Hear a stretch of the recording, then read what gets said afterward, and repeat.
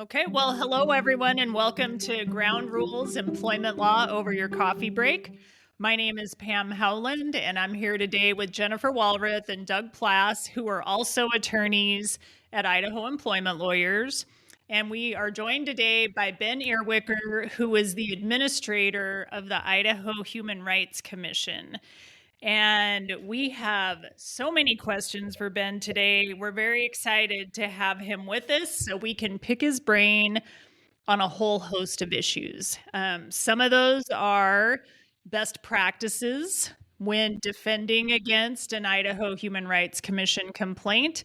And some of them involve some recent headline news, some changes in the EEOC. So we are going to jump in and start peppering Ben with questions so we can make the most of his time here.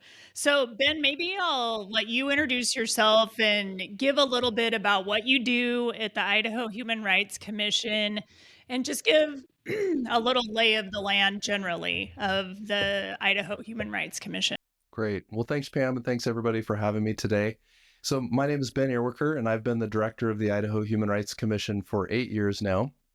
I joined in 2016 and worked for about a year before moving into the director position.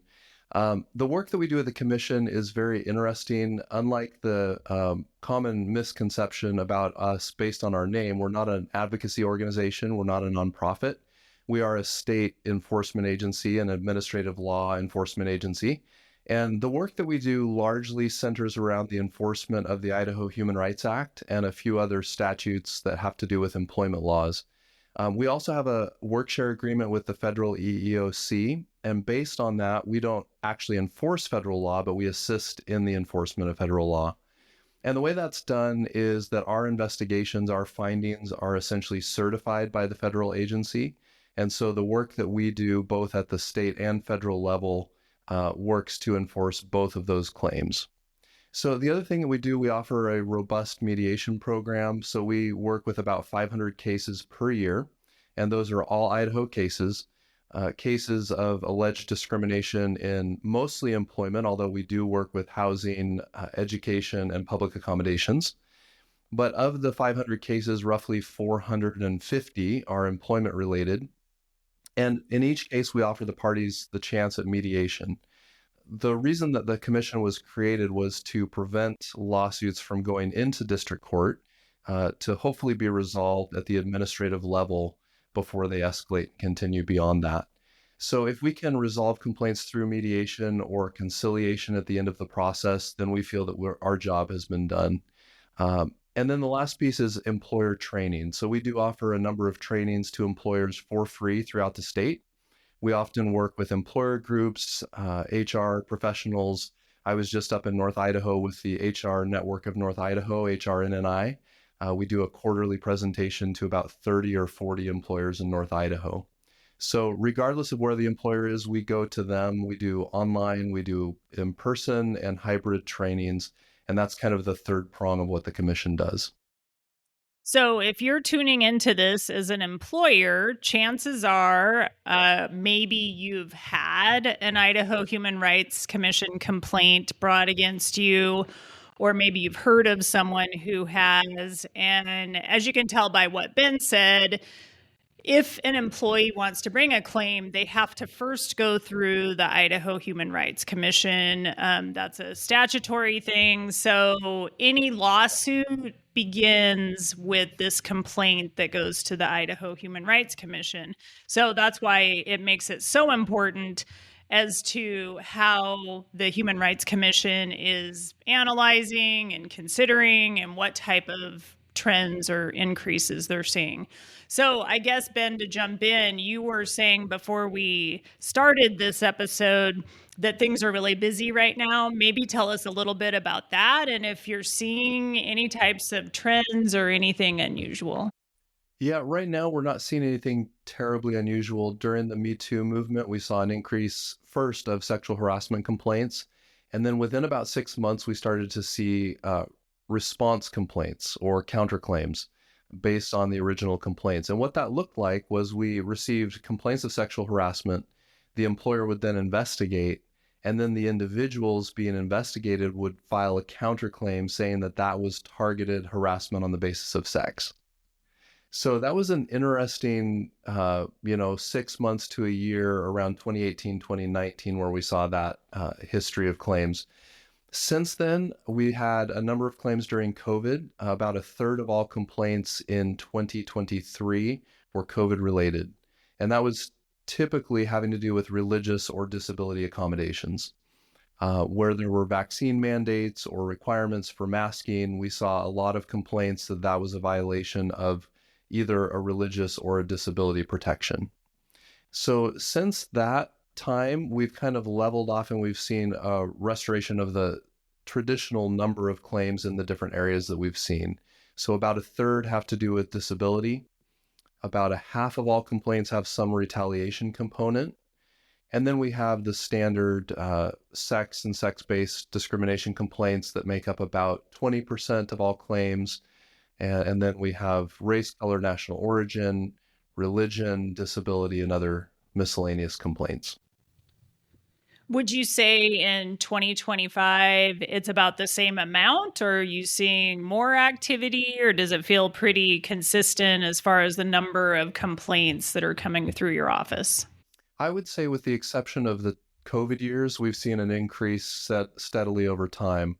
So currently we have about 500 cases pending before the commission. Now, if you can imagine, we have 10 staff, including myself, that are in charge of processing all of those complaints every year. We typically adjudicate more than 400 of those complaints, and the remainder are administrative dismissals for various reasons. So we have a large job. We haven't had a staff increase or any budgetary increases in more than 20 years. And yet you can imagine the population of the state has increased steadily, and we're seeing that in terms of the number of claims coming through the door. What type of advice would you give an employer if maybe they're tuning in or they've recently received a complaint or an email indicating that a complaint's been filed? If somebody's approaching this from the perspective of someone who's never had to deal with an Idaho Human Rights Commission complaint before, do you have input or guidance on what you would recommend as far as responding to that? Yeah, I have lots of advice there, and you can take it or leave it. Talk with your attorney about whether or not to follow my advice. But there are a lot of things to do and a lot of things not to do. The first thing, as Pam alluded to, is talk with an attorney. Don't assume that you have to know everything or be the expert in employment law, because most likely you're focused on your business, managing staff, doing the day-to-day operations, and you probably aren't a trained attorney who knows the ins and outs of employment law. One quick and good example of what this can look like: if you get a complaint that is both a state and federal charge, but let's say you're a small business and you have about 10 employees. What you may not know is the federal law doesn't apply to you. If you don't have 15 or more employees for the requisite period of time, then you're not liable under the federal law. Now, an attorney will know that. A good employment attorney will tell you you're only subject to the state law, not the federal. But if you as a business owner aren't aware of that provision or the difference between state and federal law, you're likely to miss that, and then you'll be responding to a federal complaint that you shouldn't have to begin with. So that's just one quick example of why it's important to talk with an attorney.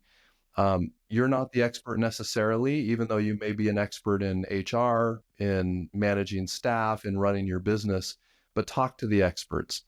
The other thing that I would recommend, and this is maybe getting more into the weeds and we can come back to this, but if you're responding to a complaint, let's say you've already talked to an attorney, you've consulted with them, you have a sense of the lay of the land in terms of the complaint and your response.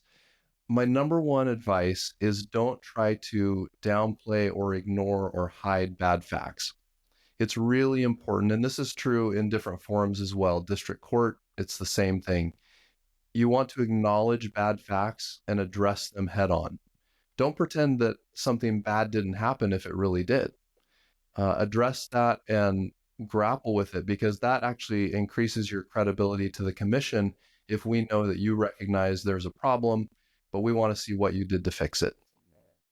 Yeah. What else as far as guidance for employers, thinking through some of the scenarios that you've talked about and that you've seen.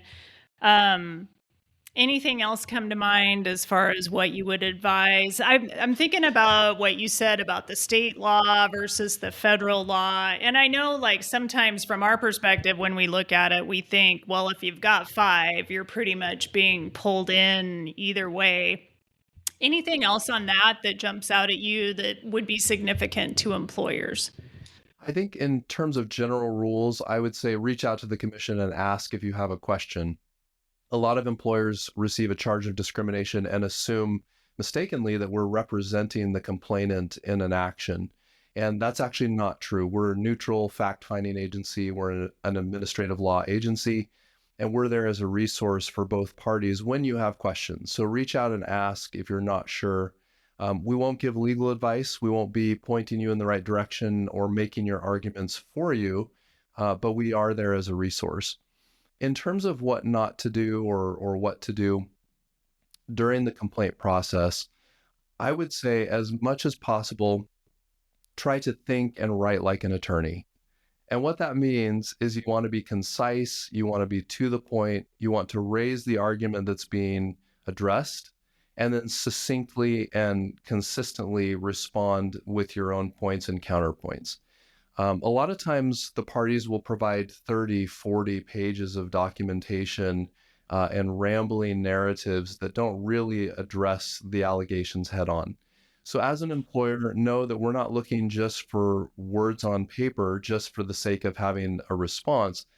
We want cogent, thoughtful, articulate examples of why this is not the case. Why are the allegations untrue? Why are they false? And give us documented reasons and examples, and that's the information we're looking for. And that's always been our perspective here is if you have a complaint, get a lawyer to help, because if nothing else, we want to make it easy for the Idaho Human Rights Commission to analyze it, understand it. So we try to do the heavy lift with getting the law packaged and the facts packaged and all that good stuff. Tell us a little bit. And again, if you're a sophisticated large employer, this is going to be very familiar to you. But for mid or small size companies who've never been through the process, help the listeners understand a little bit about the ultimate outcome, because we know that you're going to issue a no probable cause or a probable cause. Maybe walk through a little bit more about what the outcomes are after the Human Rights Commission has done their analysis on it. Yeah, absolutely. Well, and one way to think about the commission's process, we're a precursor to court. And so it's a forum to test out those arguments and to receive a finding from the commission based on those arguments as to whether we believe there's been a violation of law or not. And Pam, you mentioned cause or no probable cause. And those are the terms of art we use to describe whether there's been a violation or not.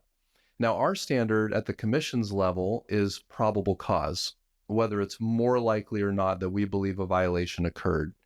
Now, if one of the parties is not satisfied, generally the complainant, with a no probable cause finding, they have the right to go on to district court to file suit on those claims. And once they're in district court, there's a higher standard of proof. And so it's important to know for a complainant that's filing the lawsuit that there is a higher standard of proof, but it's also good for you as an employer to recognize that if you've successfully defended at the level of the commission, there's a higher bar and a higher standard of proof for the complainant once they get to court. Let me talk a little bit about the process and what that looks like. So once we receive a complaint, that's technically filed with the commission, and then we begin our process of investigation. At the end of our process, we draft a written summary and determination of findings, and those are submitted to a panel of commissioners who review them. The commissioners are appointed by the governor and serve on a voluntary basis. Technically, the commissioners represent all the geographic and various diverse constituents within the state. They sit in panel and they review the commission's findings. They issue the ultimate determination, at which point the parties are notified of that determination. If there's a no probable cause finding, we issue the complainant a notice of right to sue, which allows them 90 days to file in state district court. Once our findings are adopted and ratified or certified by the federal agency, the EEOC, another notice of right to sue for 90 days is issued by the feds as well. So now notice that those dates are not going to align. So if a complainant is going to file suit, they have 90 days from the written notice, either from the state or the federal agency. If we find probable cause that we believe discrimination did occur, we engage in what's called conciliation. And that's essentially mediation once there's a finding against the business. So once that conciliation process begins, it's very similar to mediation in that we sit down with the parties. We don't necessarily analyze the case because it's not a forum or a hearing to air grievances and talk about the merits of the case. But we ask the question, what would it take to resolve this issue? And the parties then have a chance to figure out, how can we resolve this issue without going on further to litigation? Yeah. Jen, Doug, you guys have any questions for Ben about the process overall or trends or anything like that? I'm curious about this coordination with the EEOC. You mentioned that the letters might come at different times, and I think we've had experiences where maybe the EEOC letter just didn't show up. So how are things coordinated between the IHRC and the EEOC as this is going along? Yeah, it's a great question because we do attempt to line up our dates and communicate effectively with the EEOC, but sometimes they'll issue a notice of right to sue within 1 to 2 weeks of ours. Other times it might be 3, 6 months, maybe longer. And so one of my recommendations to you and to attorneys who are listening is to reach out to the commission, the state commission, because we can coordinate and request that a notice be issued by the federal agency. So we can't control or dictate to them when they finish their process, but we can say, hey, look, we've got an employer who would like to see this move along. We have a complainant who's requesting a notice of right to sue for federal court. Can you issue that? And they oftentimes will.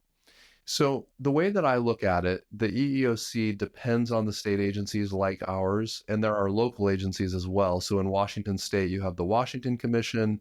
You also have Seattle and Tacoma with their own commissions. Fortunately or unfortunately, in Idaho, we only have one commission. And so that does simplify the process in terms of communication and who your points of contact might be. But at any point, you can reach out to the state commission and we can coordinate with the feds because we do the work for them. And what I mean by that is if we weren't doing the investigations in the state of Idaho, the federal agency would come into the state and perform those investigations. So the fact that we're doing investigations that are certified for the feds is another benefit, I think, to Idaho businesses, because you have a local agency that knows Idaho, that works with you, that knows the lay of the land better than the federal agency does. And so that's the nature of that relationship and our work share agreement. And I'm just curious, is there ever any situations where the federal government refuses to certify? We have had 1 or 2 cases in the 8 years that I've been here, but if you figure 500 cases a year, 8 years, that's 4,000 cases. I've maybe seen 2 that have been disputed by the feds. So we have a good track record. They tend to certify all of our findings with very few exceptions. The exceptions are usually when an employer will dispute the findings and they may reach out to the federal agency and say, hey, can you take a look at this? We don't believe that the findings are valid, that for whatever reason, maybe it's a conflict of interest or we disagree strongly with the findings of the state commission. We'd like you to review this. Again, 99% of those are found to be in line with the Idaho Human Rights Commission's findings. I wanted to ask you a little bit about some of the recent amendments to the Idaho Human Rights Act. We know that last year there was a section added for government employees that was entitled Compulsory Gender Language Prohibited. And in paraphrasing, in a nutshell, it basically says that government employees cannot be subjected to an adverse action for declining to use preferred pronouns.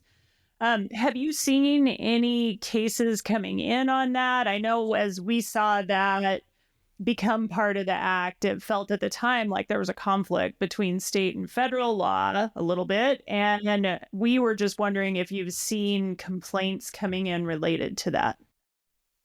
Yeah, that's a great question. We haven't seen a lot of complaints. One of the things we look at is whether there's a private cause of action or not in the statute. And so sometimes there will be amendments or changes that don't directly impact our work. And this is one area where I believe there is a private cause of action. However, we have seen one or two charges based on this where a government employee feels compelled to either use personal pronouns that do not align with somebody's biological sex, those types of things. And so we have seen complaints come across related to this law. Interestingly, we've seen complaints on both sides of the issue where an individual who works at a business and says, my preferred pronouns are she, her, hers, even though my biological sex is male, and a coworker not only refuses to do that, but harasses them as a result of that request. We've seen a complaint on that side, followed by a complaint by the other employee who says, I cannot be compelled based on state law to refer to this person by their preferred pronouns.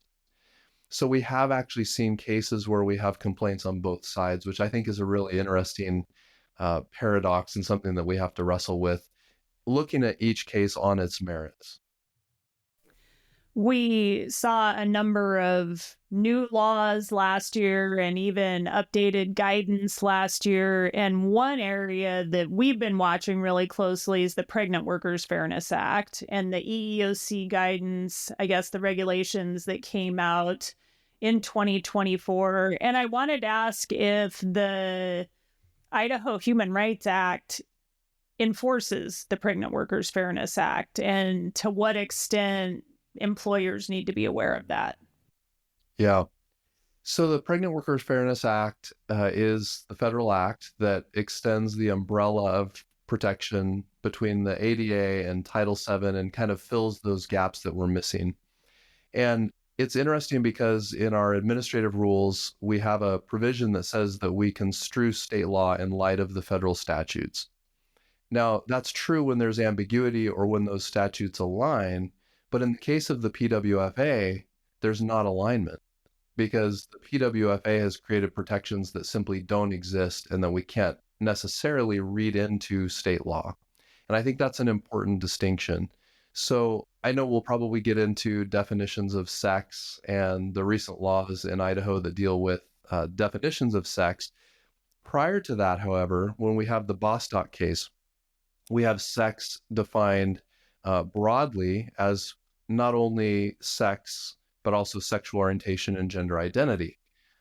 That means that in Idaho, when we interpret state law, we look to federal law, we look to federal case law, we look to federal guidance when interpreting things like the definition of sex. So here with the PWFA, it's interesting because the protections go beyond what is encoded in state statute and what existed previously in federal as well under Title VII and the ADA.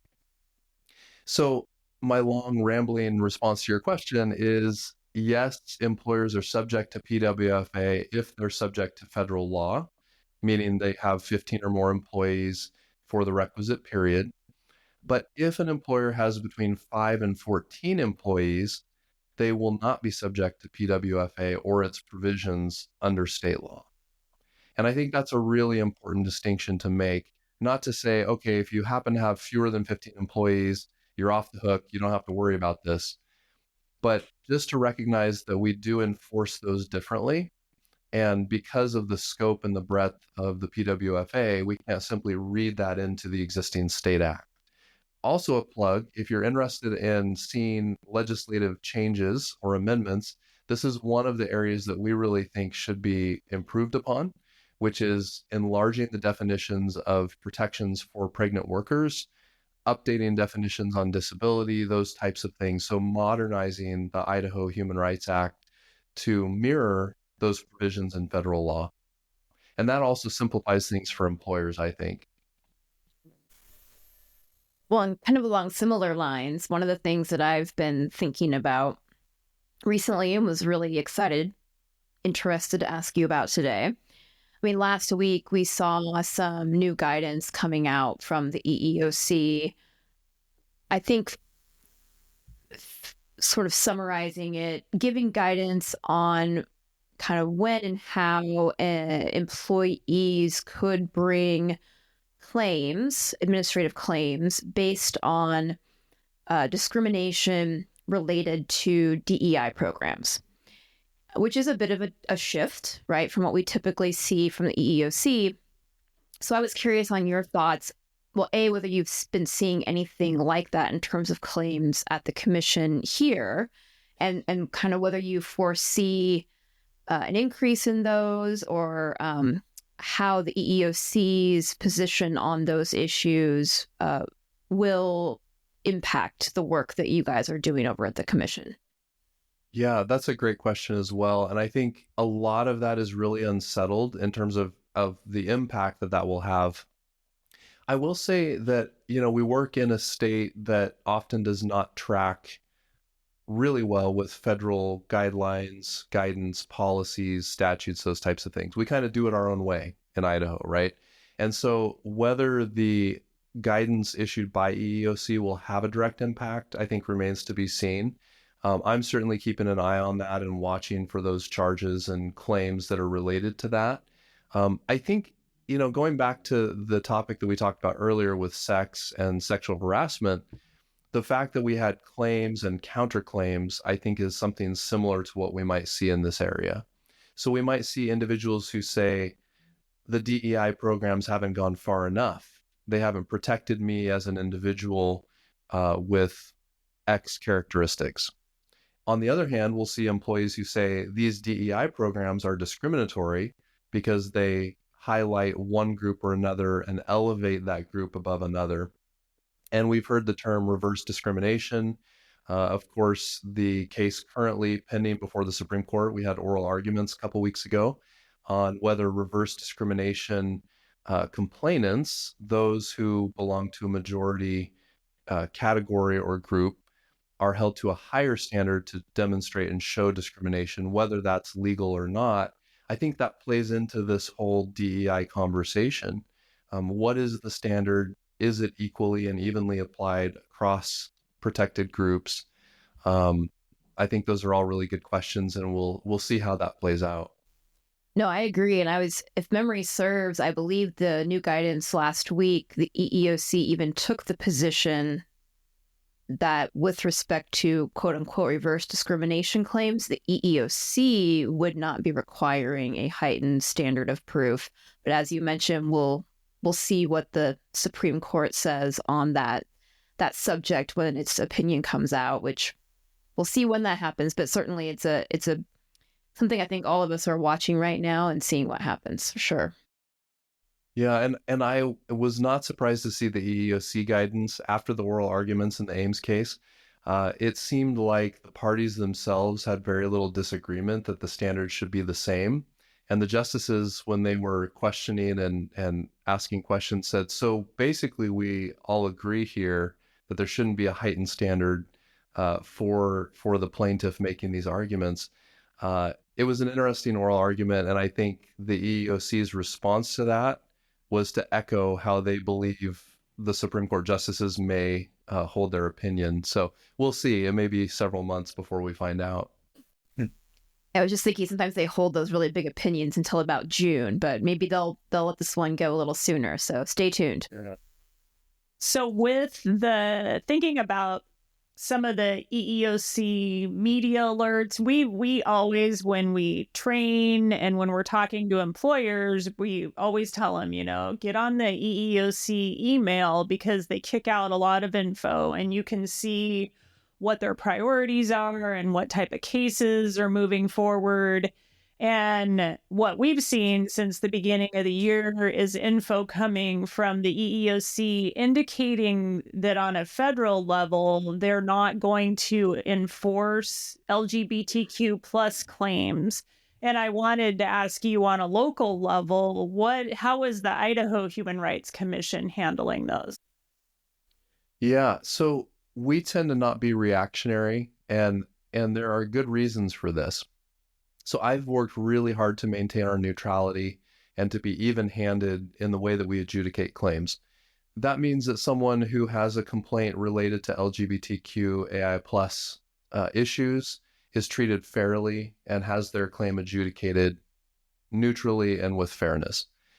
The flip side is also true. Someone who has a complaint of a different nature, who says that they were targeted and harassed based on a religious complaint, equally gets that shared fairness and the ability to have their complaint heard.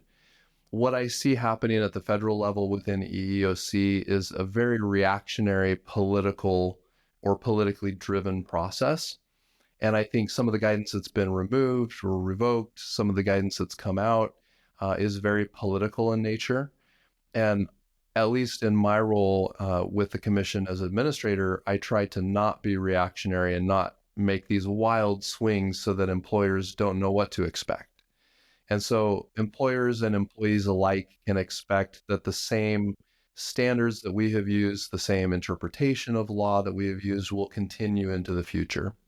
So I guess what employers should not expect is some radical deviation from the very centrist and very neutral investigations that we have conducted until now. Well, along those lines, you did mention earlier that you actually have seen situations where employers, I think I will call them, have competing claims, right? Two different employees who each have, a potentially valid claim brought before the commission. Maybe the answer is there's not a suggestion, but for employers who are in that position, do you have any suggestions for them, or is it more just you kind of take them as they come, do your best to explain and what happened and the reasonings for things like you would in any other case? Yeah, it's a difficult kind of conundrum for an employer to be in the middle of these complaints. One of the things that we always recommend is to use best practices while working through that.